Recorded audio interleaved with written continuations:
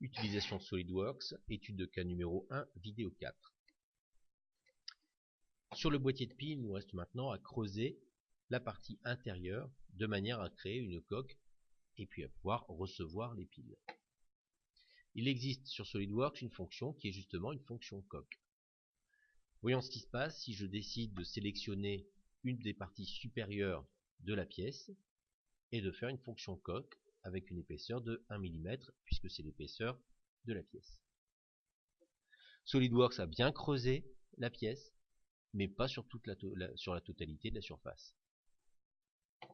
À partir de là, plusieurs options s'offrent à nous. Sur SolidWorks, quand on fait un mauvais choix, c'est le cas ici, on va pouvoir soit effacer, soit essayer de modifier peut-être l'ordre des fonctions. Je sélectionne la coque et en laissant le doigt sur le bouton de la souris, je vais pouvoir remonter à l'étape précédente.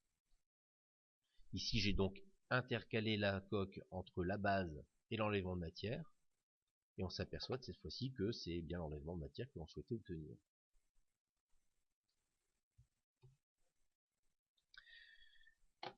Pour ce qui est de votre dessin, on va procéder de manière légèrement différente. Vous allez d'abord saisir dans l'arbre de création la barre d'état et la remonter d'un cran. Ça veut dire qu'on va désactiver l'enlèvement de matière et revenir à l'étape précédente. Maintenant, je travaille juste après la base d'extrusion, c'est-à-dire juste après l'étape 1. Je sélectionne la face supérieure, celle que je veux creuser. J'indique à SolidWorks que je veux faire une coque, épaisseur 1, et là on a bien creusé l'élément, enfin on a bien le creux qu'on souhaitait avoir sur toute la longueur de la pièce. À partir de maintenant, je vais redévelopper. Alors je peux soit reconstruire, soit redévelopper. Et là on obtient la forme complète avec le creux. Il ne me manque plus que le séparateur, les contacts et puis les trous qui sont dans la face inférieure.